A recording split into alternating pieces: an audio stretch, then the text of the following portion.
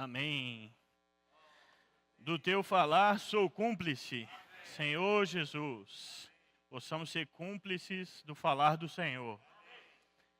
A palavra do Senhor nos leva aonde nós devemos ir. Amém? Senhor Jesus. Senhor, obrigado. Senhor, obrigado pela tua palavra. Senhor, tua palavra de direção. Senhor, que tem nos conduzido. Senhor, as pastagens. Senhor, as pastagens verdejantes. Senhor Jesus, ao alimento fresco. Senhor, o alimento fresco é a tua palavra. Senhor Jesus. Amém. Senhor Jesus. Amém. Estamos na semana 4, né? Cujo tema é o bom pastor dá vida pelas ovelhas. Amém. O bom pastor deu a vida pelas ovelhas. Amém. Amém. Senhor Jesus. Irmãos, Jesus, ele veio ao mundo para dar a vida por cada um de nós. Mas Jesus veio ao mundo também para juízo. Queria ler um texto aqui com os irmãos. João 9, 39. Projetar. Amém. Senhor Jesus. Amém. Prosseguiu Jesus. Eu vim a este mundo para juízo, a fim de que os que não veem, vejam, e os que veem se tornem cegos. Senhor Jesus, o Senhor quer nos fazer ver, mas é nos fazer ver com a visão espiritual. O Senhor não quer nos dar, o Senhor não quer que nós continuemos com a visão do bem e do mal, com a visão do certo e errado. É ali em Gênesis 3, do 1 ao 5. Senhor Jesus. Fala. Mas a serpente, mais sagaz que todos os animais selváticos que o Senhor Deus tinha feito, disse à mulher: é assim que Deus disse: não comereis de toda a árvore do jardim? Respondeu-lhe a mulher: do fruto das árvores do jardim podemos comer, mas do fruto da árvore que está no meio do jardim, disse Deus: dele não comereis, nem tocareis nele, para que não morrais. Então a serpente disse à mulher: é certo que não morrereis, porque Deus sabe que no dia em que dele comerdes, se vos abrirão os olhos, e como Deus, sereis conhecedores do bem e do mal. Aqui nós vemos uma artimanha da serpente. O que a serpente queria com tudo isso? A serpente não queria fazer o homem, não queria fazer bem ao homem. Queria deixar o homem independente de Deus. Porque se como Deus nós formos conhecedores do bem e do mal, nós não precisamos de Deus para nos dizer o que é bom e o que é ruim. Então, a artimanha de Satanás era nos fazer independentes de Deus. Irmãos, uma pergunta. Você quer ter seus olhos abertos pelo fruto da árvore do conhecimento do bem e do mal? Senhor Jesus, nós não queremos. Amém? Senhor Jesus. Em Gênesis 2, 16 e 17. Senhor Jesus. E o Senhor Deus lhe deu esta ordem: de toda a árvore do jardim comerás livremente, mas da árvore do conhecimento do bem e do mal não comerás, porque no dia em que dela comeres, certamente morrerás. Irmãos, ter os olhos abertos pela árvore do conhecimento do bem e do mal é estar morto. É estar morto para o Senhor. É estar morto espiritualmente. Porque nossos olhos humanos, eles são abertos. E nós passamos a olhar as coisas com os olhos humanos. Com o que é certo e errado no nosso interior. Senhor Jesus, amém. Para as coisas de Deus, você se torna morto, pois você não enxerga com olhos espirituais, mas com olhos humanos. Senhor Jesus, irmãos, por conta do contato de Eva com a serpente, com a fala da serpente, ela passou a ter dúvida do que Deus tinha dito. Em Gênesis 2:9, o Senhor fala: do solo fez o Senhor Deus brotar toda sorte de árvores agradáveis à vista e boas para alimento, e também a árvore da vida no meio do jardim e a árvore do conhecimento do bem e do mal. Então, irmãos, a árvore que estava no meio do jardim era a árvore da vida. Mas, quando Eva teve contato com a serpente, ela passou a ter dúvida. Ela não sabia qual árvore estava no meio do jardim. Senhor Jesus, ela achava que a árvore que estava no meio do jardim era a árvore do conhecimento do bem e do mal. E ela também acrescentou coisa na palavra de Deus. Ela falou que Deus tinha falado que você também não tinha que tocar no fruto. E em nenhum momento aqui a gente vê Deus falando isso. Então, que nós possamos evitar, né, contato com pessoas contaminadas, com pessoas negativas. Senhor Jesus, ó Senhor Jesus. Irmãos, queria voltar aqui em Gênesis 3, 2 e 3. Só para os irmãos verem. Respondeu a mulher: do fruto das árvores do jardim podemos comer, mas do fruto da árvore que está no meio do jardim, disse Deus, dele não comereis. Isso não foi o que Deus disse, irmãos. Deus disse que da árvore da vida nós poderíamos comer livremente. E Deus nos aconselhou a não comer da árvore do conhecimento do bem e do mal. Senhor Jesus, precisamos acompanhar a palavra que o Senhor nos tem dado, para não termos dúvida. Irmãos, quando nós seguimos de perto o que o Senhor tem falado, nós não vamos ter dúvida. Não podemos nos deixar levar pela voz da serpente ou pela voz de lobos vorazes. Senhor Jesus. Irmãos, queria dizer para os irmãos que não há problema em não ver. Se você reconhece que não vê. Porque o Senhor pode curar a sua cegueira. O Senhor pode curar a minha cegueira. O Senhor veio aqui para curar a nossa cegueira, irmãos. Então, que possamos reconhecer quando nós não estamos vendo e pedir para que o Senhor nos cure. Que não possamos agir como os fariseus, que achavam que estavam vendo. Eles até estavam vendo, mas com olhos humanos. A fonte deles era a árvore do conhecimento do bem e do mal. Senhor Jesus, devemos cuidar, irmãos, para que o nosso serviço esteja 100% ligado à árvore da vida. A nossa fonte tem que ser a árvore da vida. Nossa fonte não pode ser o certo e o errado. Nossa fonte tem que ser totalmente o Senhor e a sua palavra. Senhor Jesus. Ó Senhor Jesus. Irmãos, o nosso problema é achar que nós vemos. Senhor Jesus, quando nós achamos que nós estamos vendo, nós pensamos que nós não precisamos de Jesus para ver.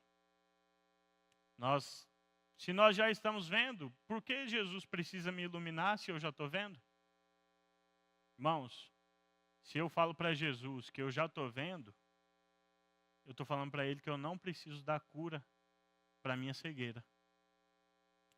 E Jesus veio aqui para dar a vista aos cegos.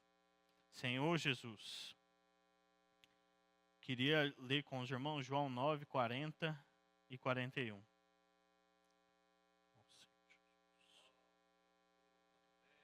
Alguns dentre os fariseus que estavam perto dele perguntaram-lhe: acaso também nós somos cegos? Irmãos, eu quero ler aqui, antes de passar para o 41, quero ler 2 Coríntios 4, 4. Senhor Jesus. Nos quais o Deus deste século cegou o entendimento dos incrédulos, para que lhes não resplandeça a luz do evangelho da glória de Cristo, o qual é a imagem de Deus. Irmãos, os fariseus estavam cegos. Por quê? Porque eles não criam na palavra de Jesus. Isso os tornava cegos. Eles não tinham olhos espirituais. Os olhos espirituais deles estavam cegados. Senhor Jesus. Ó Senhor Jesus. Continuando no 41. De João 9, 41. Senhor Jesus. Respondeu-lhe Jesus: se fosseis cegos, não teríeis pecado algum. Mas porque agora dizeis, nós vemos, subsiste o vosso pecado.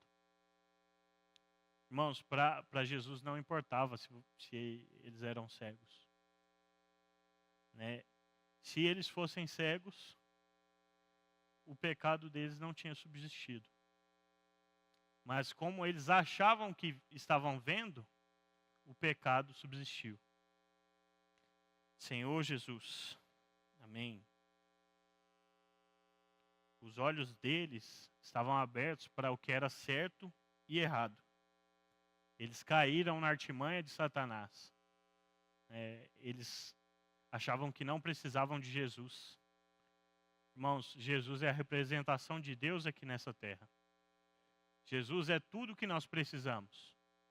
E hoje o Senhor tem nos dado uma palavra de direção. Nós temos que nos decidir, nós temos que decidir seguir essa palavra. Seguir com atitude. Nós não devemos ficar em cima do muro. Nós temos que seguir firmemente essa palavra. O Senhor, Ele quer nos dar a bênção. Deuteronômio 11, 26 a 28. Gostaria de ler com os irmãos. Texto que fala sobre a bênção e a maldição. O 26 começa assim: eis que hoje eu ponho diante de vós a bênção e a maldição. A bênção quando cumprirdes os mandamentos do Senhor, vosso Deus, que hoje vos ordeno. A maldição, se não cumprirdes os mandamentos do Senhor, vosso Deus, mas vos desviardes do caminho que hoje vos ordeno, para seguirdes outros deuses que não conhecestes. Irmãos, a bênção está em seguir o que o Senhor tem nos ordenado. E nós temos recebido uma palavra de direção hoje. A palavra profética é uma palavra de direção para a nossa vida. É a palavra do Senhor. Não é a palavra do irmão Pedro. Não é a palavra de uma pessoa. É a palavra do próprio Deus que tem sido transmitida para nós. Que nós possamos seguir essa palavra. Que a nossa atitude hoje possa ser de seguir completamente essa palavra. Essa é a bênção. Senhor Jesus. Ó Senhor Jesus. Irmãos, só para finalizar, eu gostaria de ler João 3, 17 ao 19. Porquanto Deus enviou o seu Filho ao mundo, não para que julgasse o mundo, mas para que o mundo fosse salvo por ele. Quem nele crê não é julgado. O que não crê já está julgado, porquanto não crê no nome do unigênito Filho de Deus. O julgamento é este, que a luz veio ao mundo, e os homens amaram mais as trevas do que a luz, porque as suas obras eram más. Senhor Jesus, Senhor, que nós possamos amar a luz. Senhor Jesus, que nós possamos crer totalmente, Senhor, no Filho de Deus, que veio ao mundo, Senhor, para tirar toda a nossa cegueira. Senhor Jesus, Senhor, que a nossa obra, Senhor, não possa estar ligada, Senhor, a árvore do conhecimento do bem e do mal, Senhor, mas possa estar ligada 100% à árvore da vida, Senhor Jesus. Amém. Passar para o amado irmão Evilásio. Obrigado, meu irmão, por essa preciosa contribuição. Graças ao Senhor, queremos ver, queremos ser curados. Amém? Quem quer ser curado, diga amém. Aleluia. Graças ao Senhor pelo capítulo 9 de João, que nos mostrou que nós precisamos da cura da nossa cegueira. Não é simples reconhecer esse tipo de deficiência, né? Principalmente quando se trata de uma cegueira espiritual, né? Porque a física, talvez alguns possam distinguir, né? Mas quando você vê, mas espiritualmente você pensa que vê, aí subsiste o nosso pecado, né? Senhor Jesus, que possamos realmente ser iluminados, os olhos do nosso coração para ver o que o Senhor quer nos mostrar. Dando sequência ao nosso alimento diário, a partir da quinta-feira, nós então começamos a mensagem propriamente dita, que fala sobre o bom pastor dar vida pelas ovelhas. Irmãos, graças ao Senhor que eu e você estamos aqui, porque um dia esse bom pastor deu a vida por cada um de nós. Amém? Então você está aí sentado, confortável, livre da condenação do lago de fogo, livre da condenação de nós mesmos, por causa de um bom pastor que deu a sua vida por cada um de nós. Aleluia, isso é maravilhoso. Então no capítulo 10 de João diz assim: em verdade vos digo, o que não entra pela porta no aprisco das ovelhas, mas sobe por outra parte, esse é ladrão e salteador. Senhor Jesus. Aquele, porém, que entra pela porta, esse é o pastor das ovelhas. Para este, o porteiro abre, as ovelhas ouvem a sua voz, ele chama pelo nome as suas próprias ovelhas e as conduz para fora. Ó Senhor Jesus, sabe por que nós estamos aqui? Porque um dia ouvimos a doce voz do nosso pastor.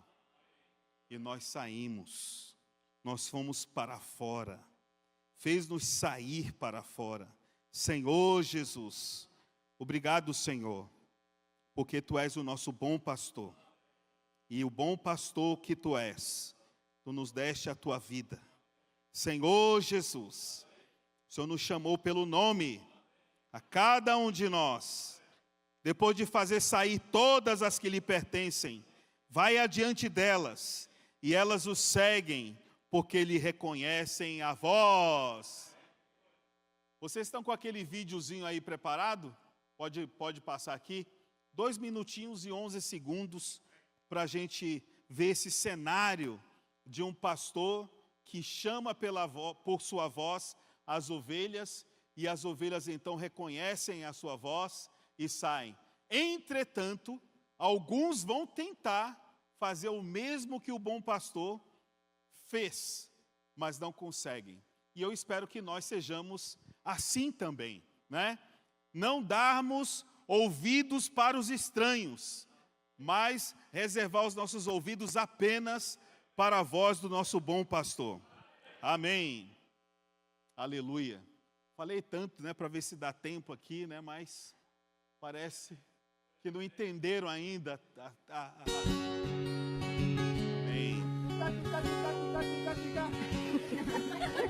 Primeira tentativa aí, ó. One more time. Olha o estranho aí. Oh, what is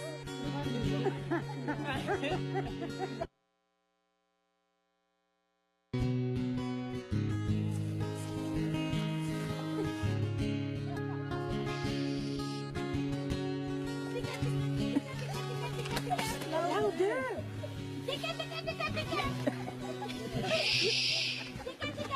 Um outro evangelho aí.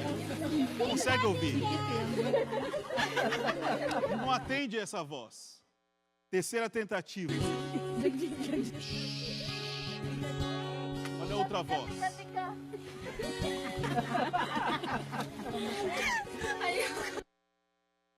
Agora veja quando o pastor chama.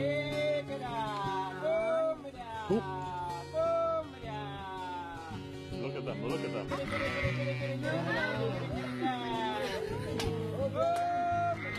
That's amazing. Isn't that amazing? They are coming. Oh my God. Woo! Oh my God. I can't believe it. Oh my God. He's so high. Oh my God. This is amazing. One more. Olha ali o Marco Melo, o Evilásio. Olha ali a Otávia, Yeah, Eunice made him a go. Eliane. Olha o Thiago ali, ó. Ó, rapaz. É muita ovelha. O Ismael também. Ali o Ismael, rapaz. Adroaldo, Débora. Tantos de nós, né? Lucas, né? Todos nós ali, irmãos. Araújo está ali também, né? Irmãos, hoje a gente pode ouvir a voz do nosso pastor pela sua palavra.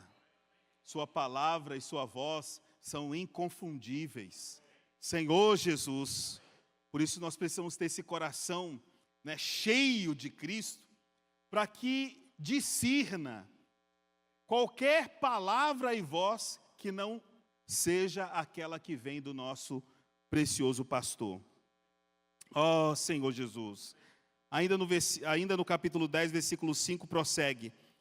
Mas de modo nenhum seguirão o estranho.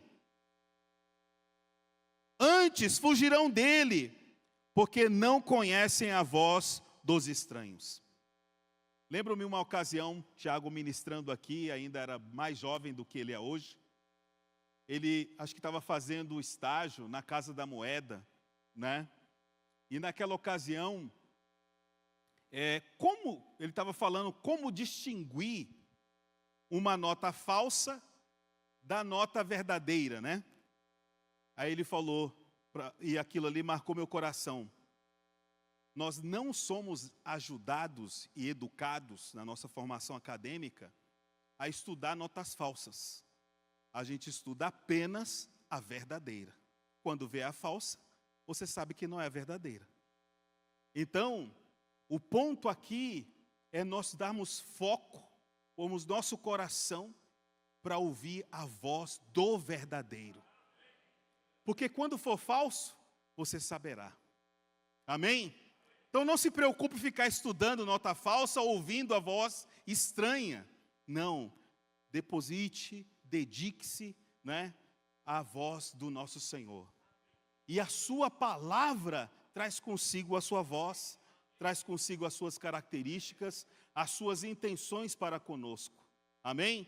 Quanto mais familiarizados com essa palavra, de onde nós escutamos a voz do nosso pastor, certamente não seremos enganados.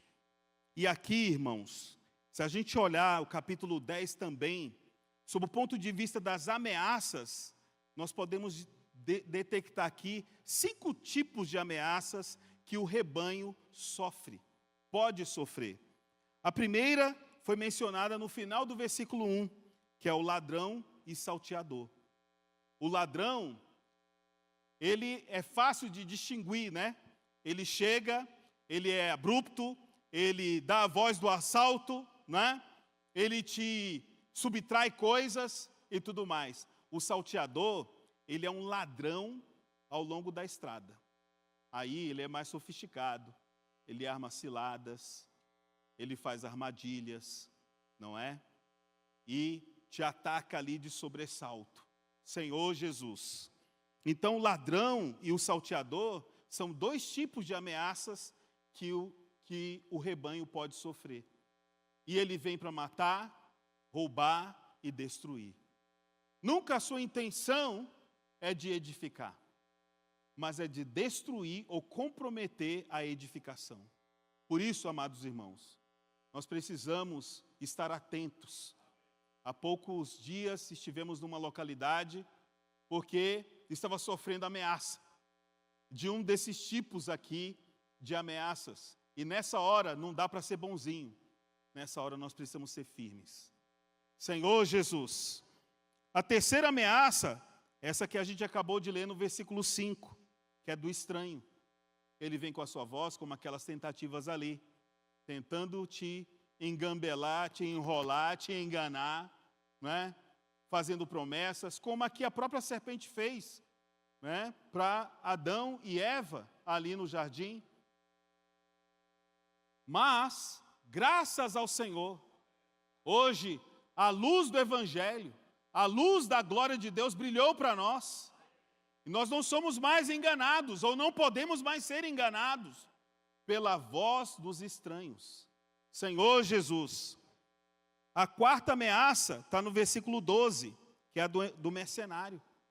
O mercenário é alguém mal intencionado. Ele aparentemente parece ser bem intencionado, mas as suas verdadeiras intenções vai por água abaixo quando o rebanho é atacado pelo lobo. Você não vê ele se dedicando na proteção do rebanho. Senhor Jesus, o mercenário, ele serve por interesse.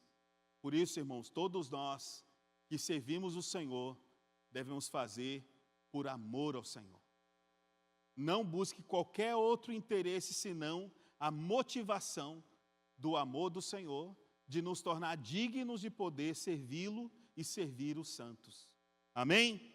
E a última ameaça, ainda no versículo 12, é a do lobo. O lobo, ele é um devorador. Ele tenta subtrair as ovelhas, ele quer devorar as ovelhas, ele quer destruir as ovelhas. E a gente precisa estar muito atento para que os lobos que estão ao redor do rebanho sejam expostos e toda ameaça se vá. Por quê? Porque temos a proteção do nosso bom pastor. O apóstolo Paulo, também preocupado com isso, também faz menção dessa questão em Atos capítulo 20, mostrando dois tipos de ameaça. A ameaça dentro do rebanho e a ameaça fora do rebanho. Capítulo 20 de Atos, versículo 29 e 30, dizem assim. Vamos ler a partir do versículo 28, que é muito importante aqui, que também faz menção de um pastor aqui. Atendei por vós e por todo o rebanho, sobre o qual o Espírito Santo vos constituiu bispos, para pastoreardes a igreja de Deus, a qual ele comprou com seu próprio sangue. Aleluia pelos irmãos que estão à nossa frente. Aleluia pelos irmãos que estão cuidando do rebanho, porque foram constituídos por Deus para pastorearem a sua igreja, a qual ele comprou com seu próprio sangue. Versículo 29. Eu sei que, depois da minha partida, entre vós penetrarão lobos vorazes, que não pouparão o rebanho.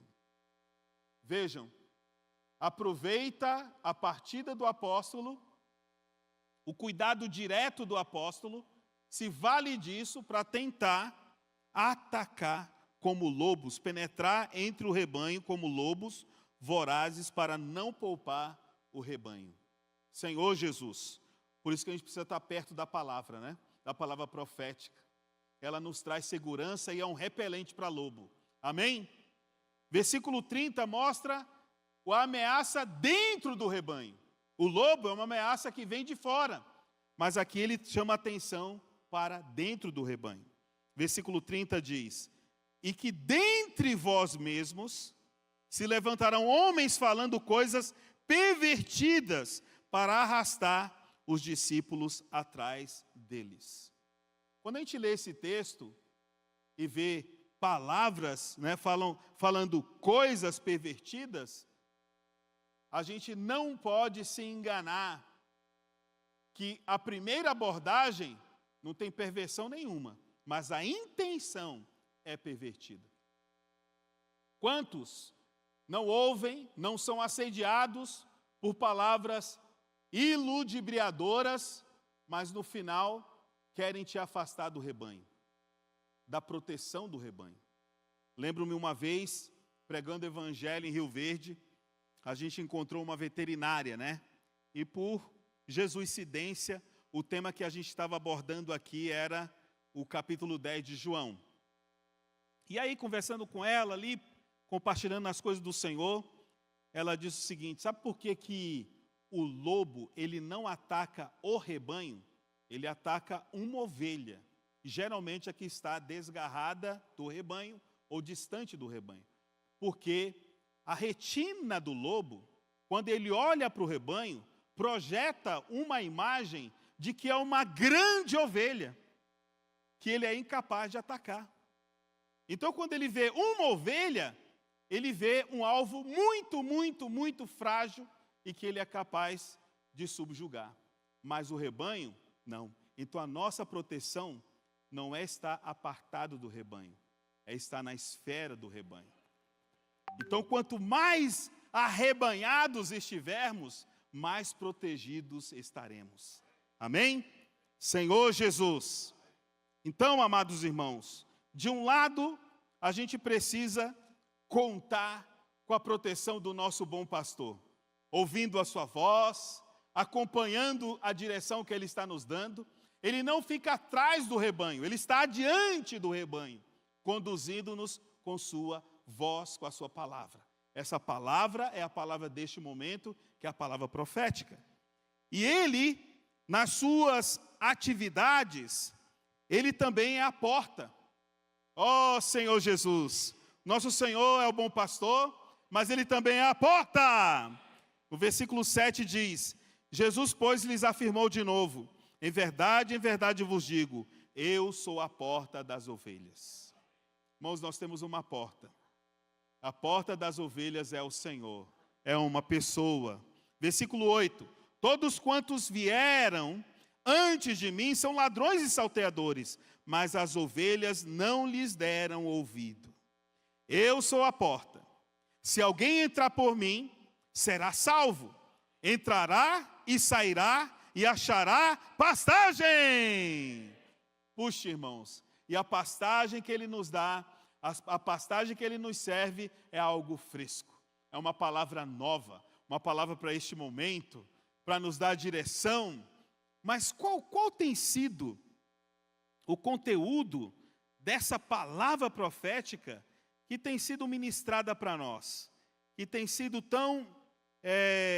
tem nos conduzido ao longo desses anos, mais precisamente desde 2017, né, quando o irmão Pedro começou, né, digamos assim, oficialmente o seu ministério.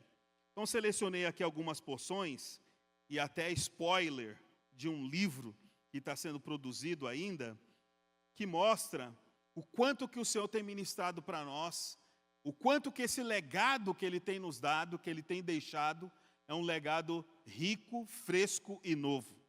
Por exemplo, a maneira mesmo como o contexto que ele foi chamado. Êxodo 33, contextualizando ali com Moisés, que recebe a comissão de Deus e diz: Senhor, se o Senhor não for comigo, não me faça subir daqui. Então, primeira coisa que o servo de Deus precisa se dar conta é que ele não vive por si mesmo, nem por sua própria capacidade, mas ele depende da presença do Senhor.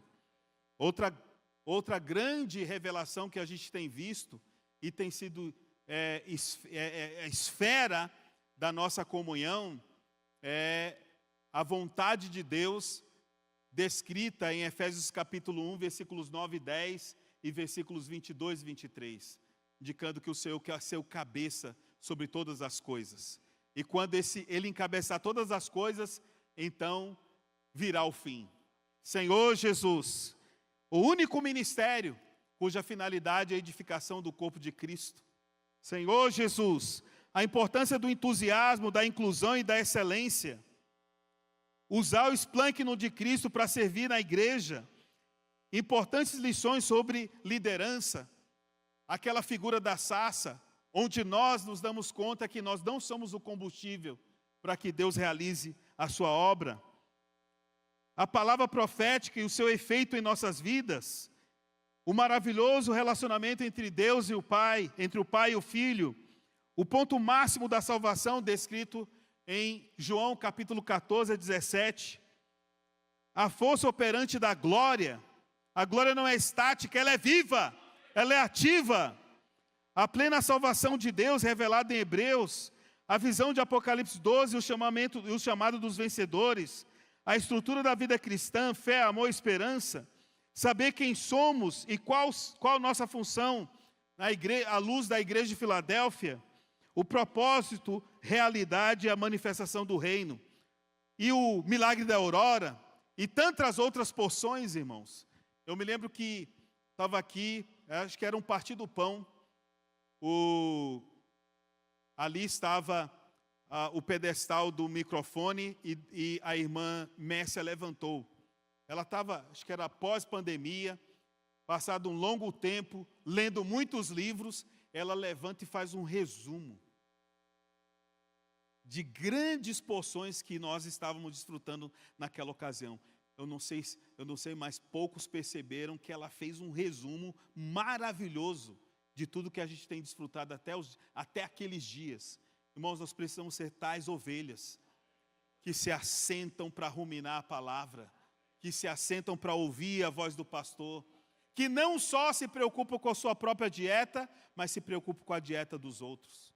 E eu também queria agora fazer um chamamento para aqueles irmãos que ainda não estão vinculados a algum grupo familiar, que me procure. Nós temos um grupo na Asa Sul, que é o grupo da Asa Sul itinerante. Sabe o que é um grupo familiar itinerante? Nós vamos aonde você estiver. Amém? Então esse grupo é maravilhoso. Na última quarta-feira desse mês, estaremos lá no Jardim Botânico, lá na casa do irmão Plínio e da irmã Elisa. Né? Na próxima semana, estaremos lá no Guará, na casa do irmão Rubson e da irmã Neuma. E quem estiver nas imediações estão convidados. E se você, por algum motivo, não está vinculado, me procure. A gente quer ir até onde você está. A gente quer reunir com você. Amém? E se você não me procurar, fique tranquilo, você vai receber uma visita minha. Amém? Que tal de ficar de pé, orar de 2 em 2, e daí vamos separar em pequenos grupos e desfrutar dessa palavra mais ainda.